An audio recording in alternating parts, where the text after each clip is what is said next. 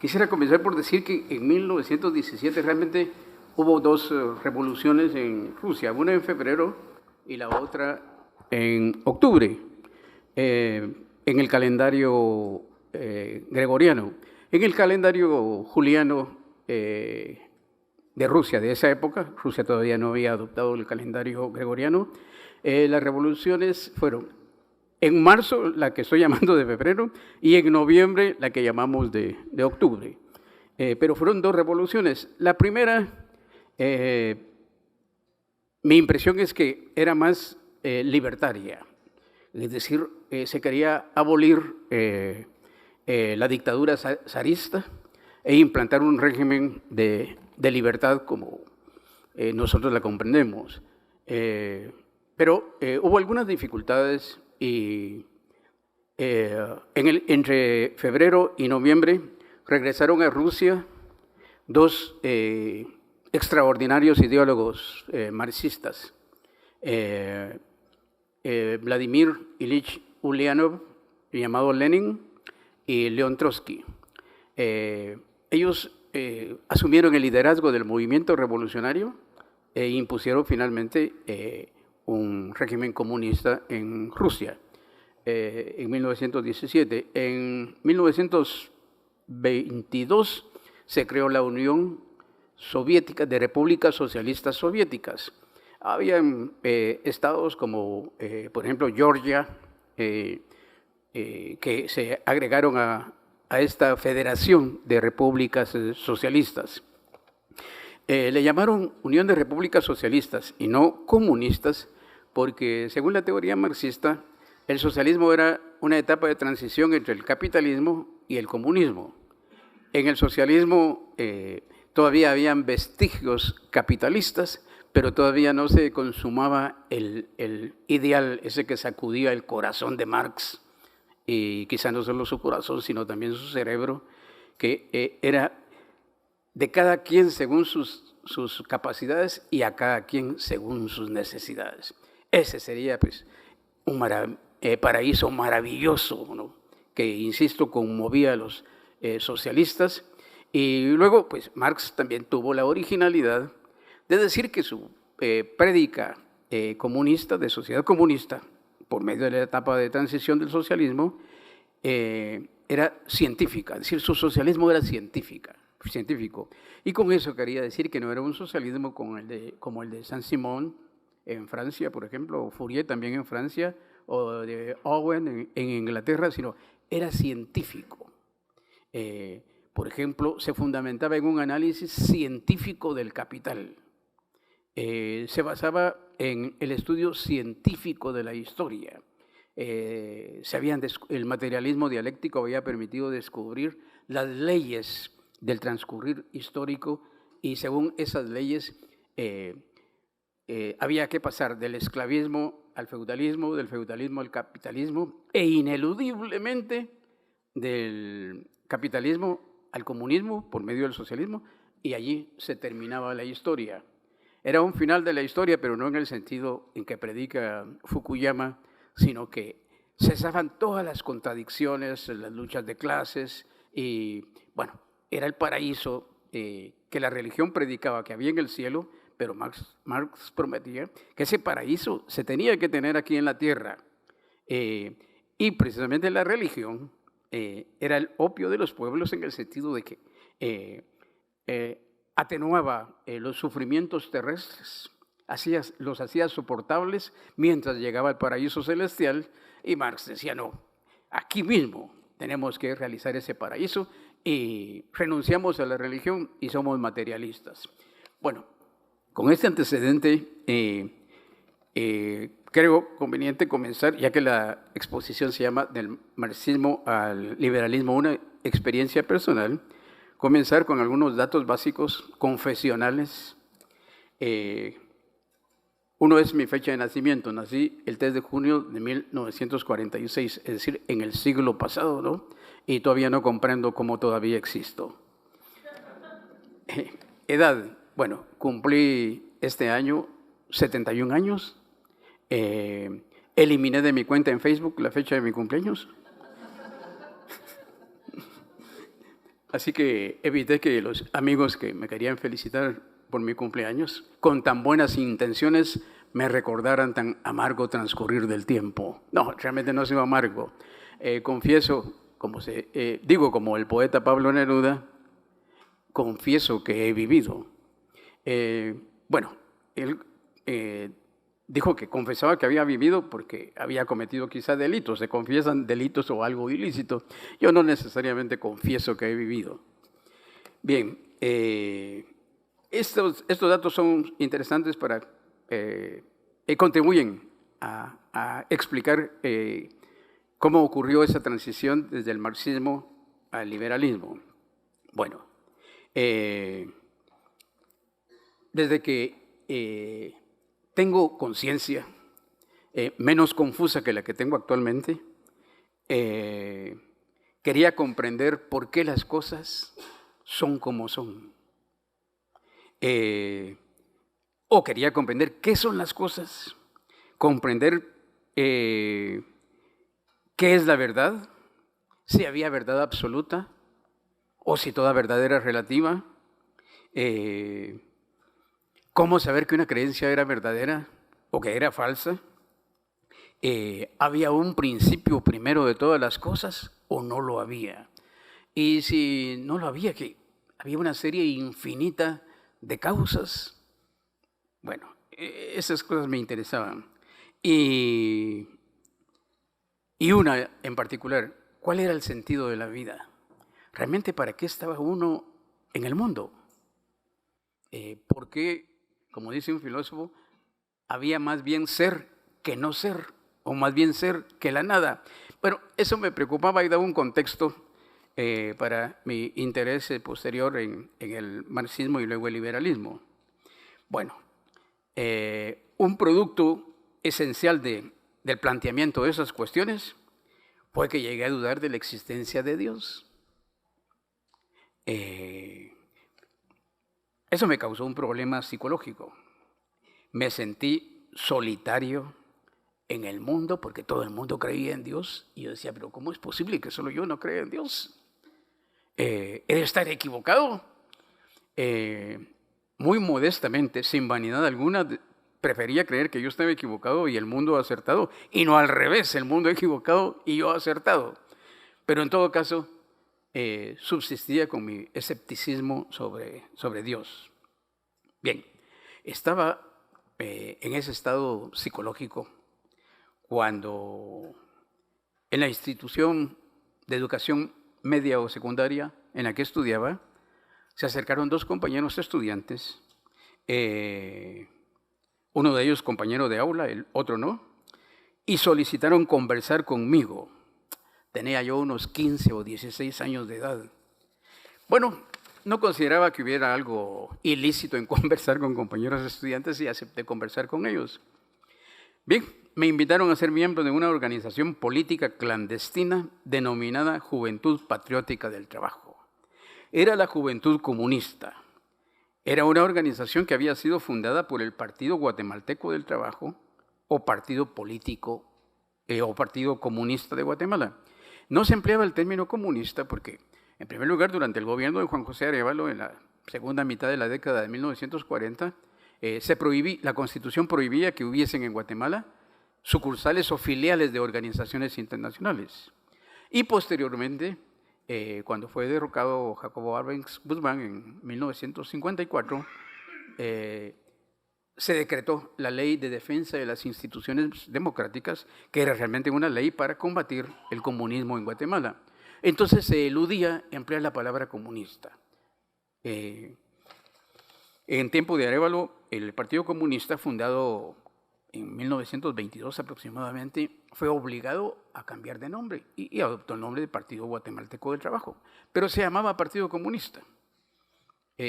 Bueno, Ubico lo prohibió en esa época, no hubo Partido Comunista, pero resurgió durante el gobierno de Arévalo. Bueno, los dos estudiantes me explicaron que el propósito era convertir a Guatemala en un estado comunista y que si a mí me interesaba la justicia, el bien de los trabajadores, entonces un Estado comunista era el medio para satisfacer ese interés. Se fundaría un Estado comunista en Guatemala, inspirado en la doctrina de Karl Marx, Friedrich Engels y Vladimir Ilich Ulyanov, llamado Lenin. El principio que provocó gran interés mío en esa doctrina es que era doctrina materialista. Yo presentía que ya mi soledad de ateo, de escéptico, ¿no? Encontraba una especie de consolación, y ese fue un motivo para que me interesara por el marxismo. Acepté ser miembro de la Juventud Comunista. Comencé a estudiar las obras de Marx, Engels y Lenin, y esto sí es una confesión. Debo confesar que progresé tanto en ese estudio que pronto fui asignado presidente de la Comisión de Educación de la parte estudiantil, no de la parte obrera de la Juventud Comunista. Tenía mis 16, 17 años, pero consumía todo mi tiempo en el estudio del marxismo. Yo no disfrutaba del tiempo de descanso en el instituto en el que estudiaba, me quedaba en el aula, tampoco practicaba deporte, por lo cual tampoco llegué a tener una buena constitución física, porque me dedicaba al estudio. Mi madre, preocupada, hasta me organizaba fiestas para que yo me divirtiera con muchachas que, por cierto, me gustaban. No van a creer que diré que no me gustaban y que prefería el estudio, no. Realmente eran bastante persuasivas y participaba en las fiestas, pero tan pronto como podía, volvía a mis estudios. Bueno, un requisito para pertenecer al Partido Comunista era tener 25 años de edad. Mientras no se cumplía esa edad, uno era miembro de la Juventud Comunista. Sin embargo, por méritos, fui invitado a ser miembro del Partido Comunista casi 7 años antes de cumplir el requisito de tener 25 años. Posteriormente, cuando el Partido Comunista se involucró en la guerrilla, no insistieron en convertirme en guerrillero, que era un mandato general del Comité Central del Partido, porque había aprendido tanto que realmente me iban a exponer a las balas, ¿no? Y se iba a perder un pequeño capital de conocimientos que serviría realmente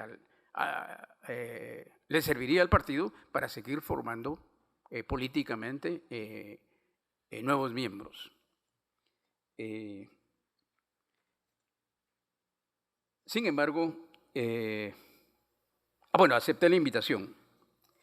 Nunca había renunciado al examen crítico de mis creencias. Comencé a discutir tesis importantes del marxismo, concernientes a filosofía, economía, historia y libertad. Esa crítica provocó molestias y se me prohibió criticar el marxismo. Voy a denominarle marxismo, para no decir marxismo, engelismo, leninismo, marxismo. Se me prohibió criticarlo expresamente. El marxismo era la verdad absoluta. No se decía que había que creer dogmáticamente en él, sino que ya era la verdad, no había que buscar nada más, ni criticar, sino solo aceptar. Por supuesto, sentí que no había nacido para el dogmatismo, para que se me impusieran creencias. Me comencé a preocupar bastante. Repentinamente, altos dirigentes del Partido Comunista, preocupados por mis estudios de filosofía no marxista, sino, por ejemplo, de Platón, Aristóteles, Descartes, Leibniz, Hume, Locke y Kant, me dijeron, mira, hemos descubierto que tienes vocación para la bioquímica. Por supuesto que a mí me había interesado en general los fenómenos físicos, químicos y biológicos, pero como parte de mis estudios de filosofía. Una buena formación filosófica requiere nociones generales, pero sólidas, de casi todas las ciencias. Inclusive tuve que estudiar matemáticas. Para mi gusto, por cierto. Entonces me dijeron, no, ¿tienes vocación para la bioquímica? Olvídate de la filosofía. En filosofía ya todo está hecho, no hay nada que discutir. Te conseguimos una beca para estudiar en una universidad de Moscú. Y te vas inmediatamente. Vas a tener a los mejores profesores rusos, porque en Rusia la ciencia está muy desarrollada. Por supuesto, yo ya tenía noticias de cómo se desarrollaba la ciencia en Rusia, en general en la Unión Soviética. Toda doctrina científica que no fuera compatible de alguna manera con el marxismo era excluida. Por ejemplo, en genética, no aceptaban el influjo de factores genéticos porque la conciencia individual, como decía Marx, era producto de la conciencia social. Entonces el individuo realmente no podía ser producto de algo que estuviera interno en él, sino siempre de algo externo. Entonces la genética, por ejemplo, en esa época, en la Unión Soviética, se retrasó considerablemente, precisamente porque no consideraron factores internos o propios del organismo en la evolución biológica del ser humano o en la constitución biológica del ser humano, cuestiones anatómicas y fisiológicas. Bien, no acepté la beca. Cada vez me sentía más preocupado por mi permanencia en el partido, me sentía vinculado con algo indeseable. Me comenzaban a parecer falsas o muy discutibles todas las teorías marxistas, pero no quería desertar porque conocía ejemplos de desertores eliminados, asesinados, particularmente si uno era acusado de traición o si sospechaban que uno podía denunciarlos y revelar toda la información que uno ya tenía. Entonces yo cautelosamente permanecí en el partido. En esa época había una intensa persecución de comunistas en Guatemala. Algunos fueron asesinados, otros fueron recluidos en prisión y obligados mediante tortura a delatar a otros compañeros, particularmente el gobierno de Manuel Arana Osorio, entre 1970 y 1974, emprendió una persecución realmente feroz de los comunistas. Fue una época en la que todos los miembros del Comité Central del partido fueron capturados en una casa cuando sesionaban y todos desaparecieron y hasta ahora nadie sabe en dónde están. Eso fue hace varias décadas. Bueno, eso inspiraba algún temor, pero seguíamos esforzándonos por ejecutar las actividades que ordenaban las altas autoridades del partido y se multiplicaban las precauciones. Los grupos por ejemplo, la Juventud Patriótica del Trabajo, estaba constituida por células de no más de 5 miembros que se reunían semanalmente. No más de 5 miembros porque se consideraba que un número mayor ya podía llamar la atención y invitar a una persecución. Luego estaba prohibido llamarnos por nuestro propio nombre. Teníamos que usar un seudónimo. Por cierto, que el que yo elegí disgustó. Yo elegí Platón. Y Platón, para ellos era un filósofo idealista, no materialista. Y cuando me reprocharon el seudónimo Platón, yo les dije, mire, estudié la historia de la filosofía de Dinic, publicada por la Academia de Ciencias de la Unión Soviética, y dice que Platón en su última etapa era materialista. Lean, les dije, por favor, el diálogo Timeus, uno de los últimos de Platón, y se van a dar cuenta que trata de explicar por principios físicos el mundo. Y así me salvé y permitieron que usara el seudónimo. y me seguí apodando Platón, ¿no?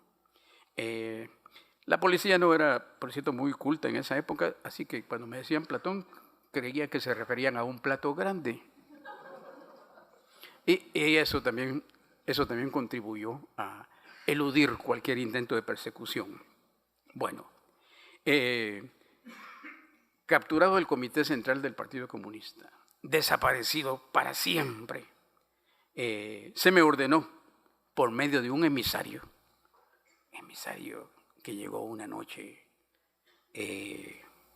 a mi casa y me dijo, el comité del partido le ordena interrumpir inmediatamente cualquier relación con cualquier miembro del partido, porque usted puede ser delatado o usted mismo puede delatar si no soporta las torturas. Algunos, me dijo, han preferido la muerte a la denuncia, pero no todos tienen fortaleza. Bueno,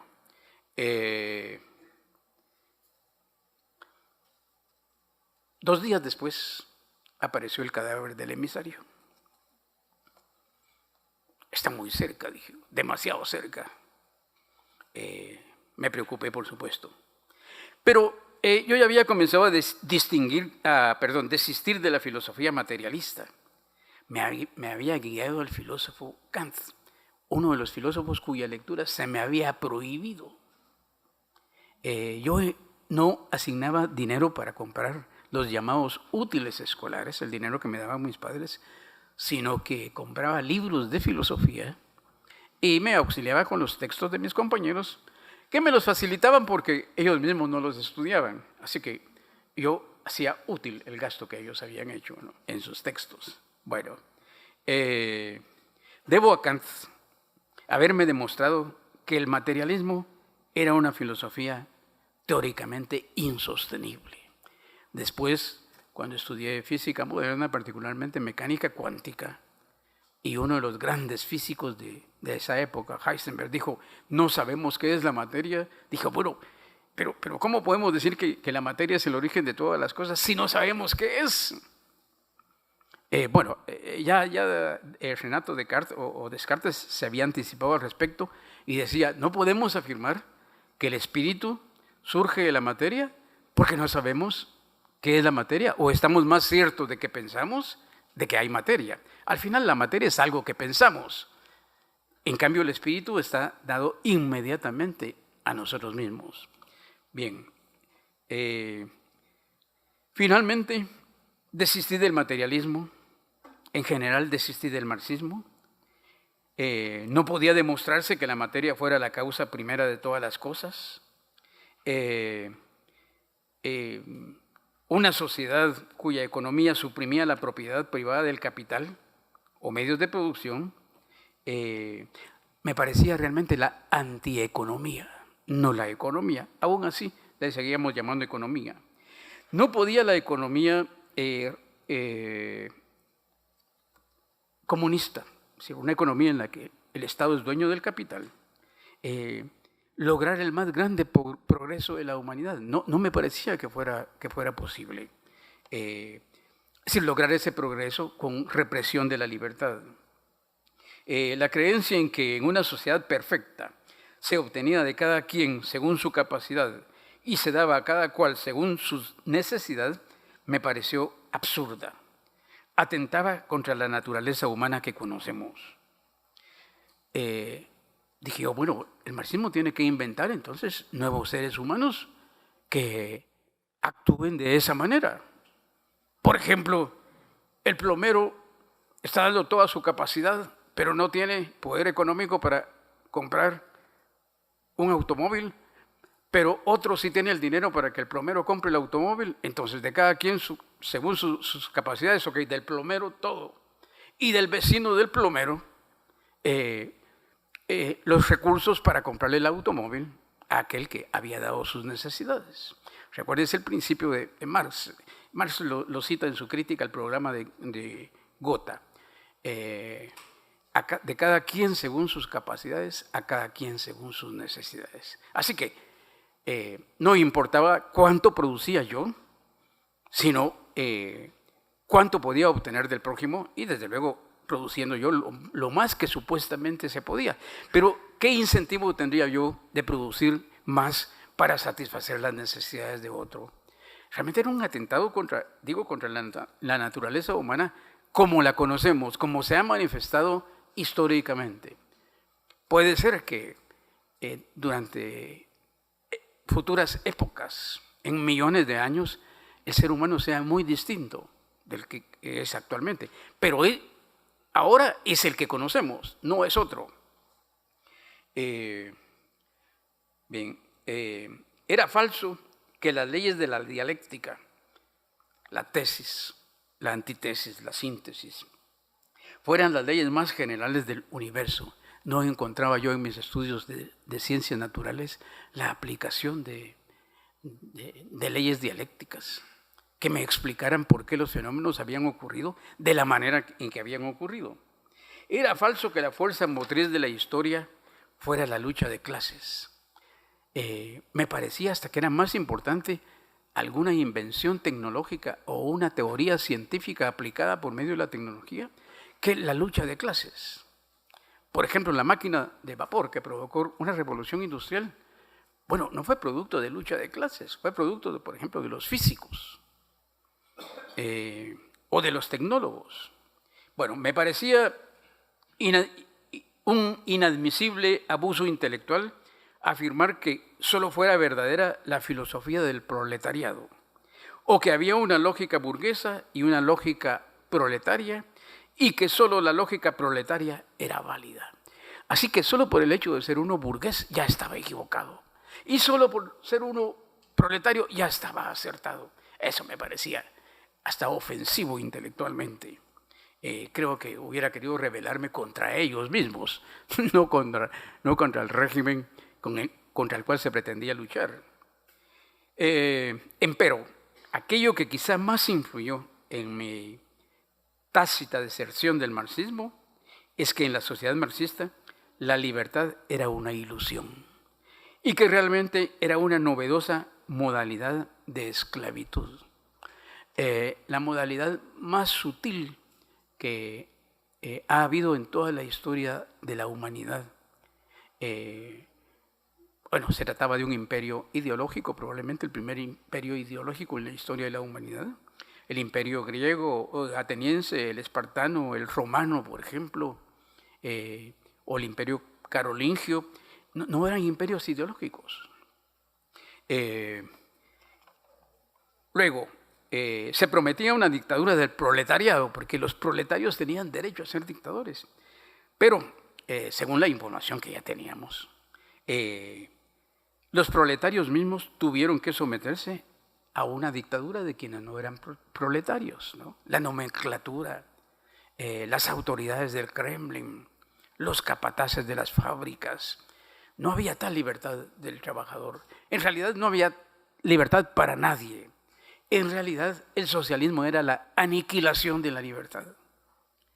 Y comenzaba yo a explicarme por qué la infecundidad de Rusia, de la Unión Soviética, durante el comunismo de 1917 a 1991.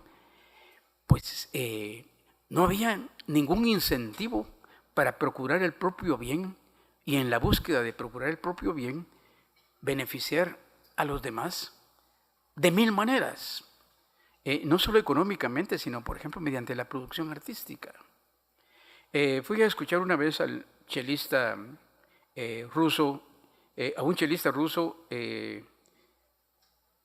y hablé con él y me dijo, miren, las academias musicales de Rusia son las mejores del mundo, pero tienen un defecto, no hay libertad.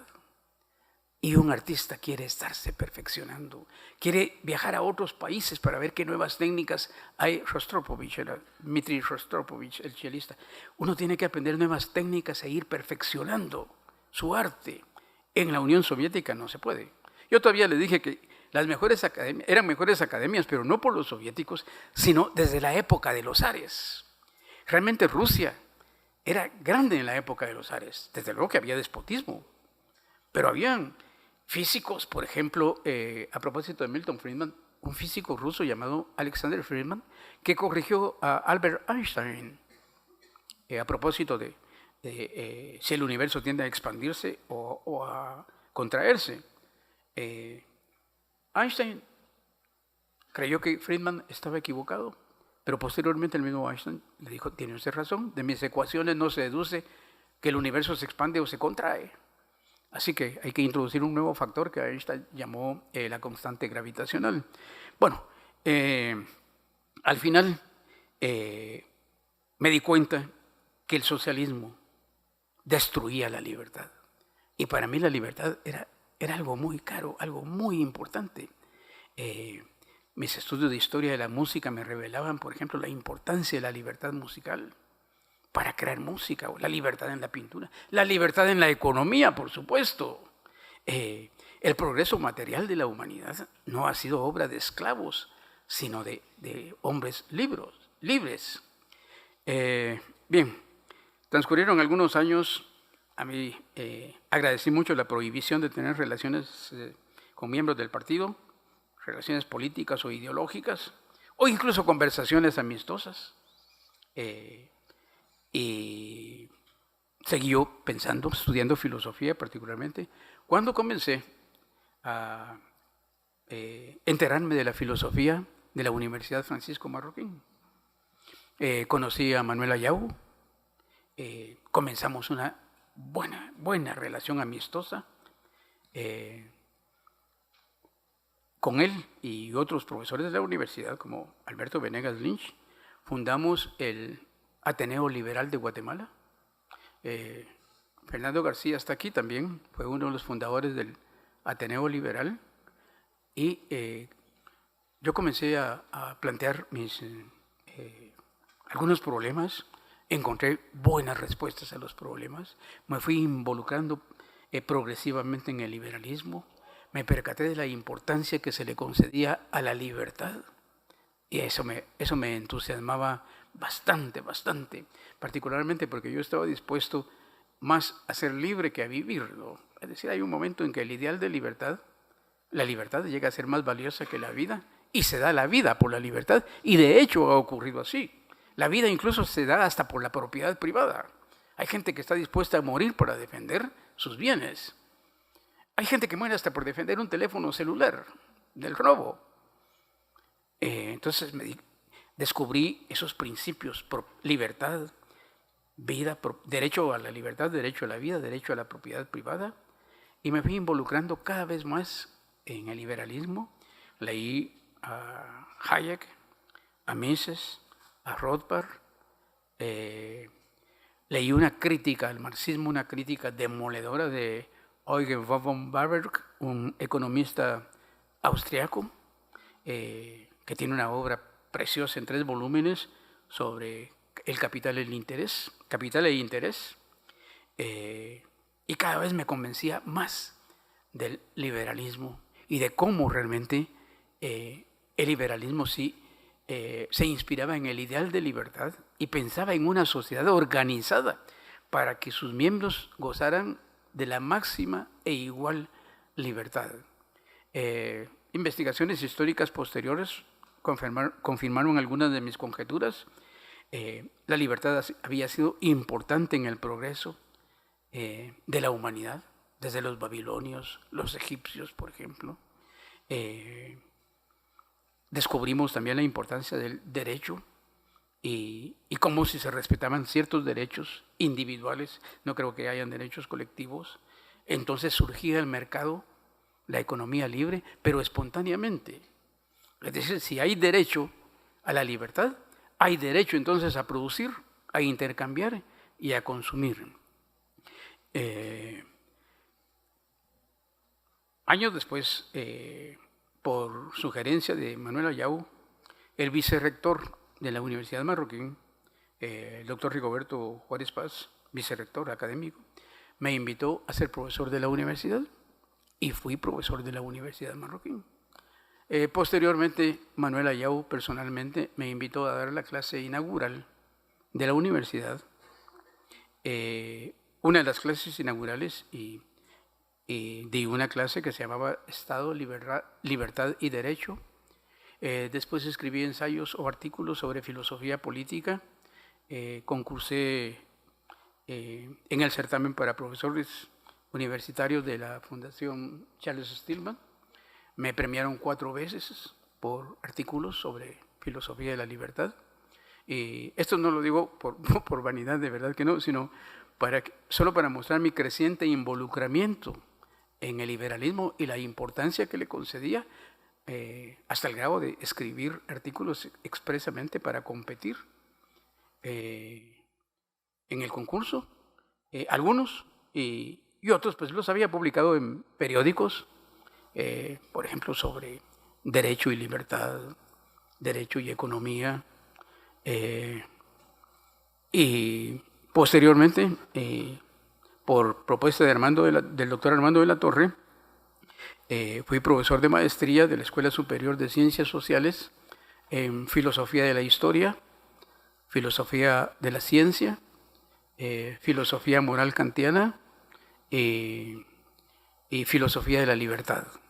Eran cursos con los cuales hemos convenido con Armando de la Torre, y una de mis creencias más importantes actualmente es mi creencia en la libertad, y me ocupo de seguir estudiando la filosofía de la libertad, teorías económicas, como la teoría de la utilidad marginal, por ejemplo, la teoría de la inflación, la teoría de los precios de monopolio, y principios constitucionales de una sociedad libre. Creo que es imposible el progreso del género humano sin libertad, y creo que la libertad, la máxima e igual libertad de los miembros de una sociedad, es condición necesaria para el progreso de esa sociedad. Por el contrario, creo que una sociedad de súbditos, de esclavos disfrazados, no va a poder prosperar. Una sociedad en la que hay que pedirle permiso al gobierno para importar o para exportar, difícilmente va a prosperar. Una sociedad en la que el gobierno me asigna cuotas de importación, no me lo prohíbe, pero me asigna cuotas para importar y exportar. Un gobierno que me dice cuántos dólares puedo vender o cuántos dólares puedo comprar. Una sociedad con ese gobierno no puede prosperar. Una sociedad en la que el derecho a la libertad está tan restringido no puede prosperar. Creo yo que la finalidad de una constitución política debería ser la mayor e igual libertad de todos los ciudadanos. Y creo que de la libertad se deriva el derecho, o se origina el derecho a la vida, porque yo definiría el derecho a la vida como el ejercicio soberano de la libertad sobre la propia vida de uno. Definiría el derecho de propiedad como originado del derecho a la libertad, porque la propiedad privada de algo es el ejercicio soberano de la libertad sobre un determinado bien. Creo que la libertad en el mundo ha sido una fuerza motriz poderosa.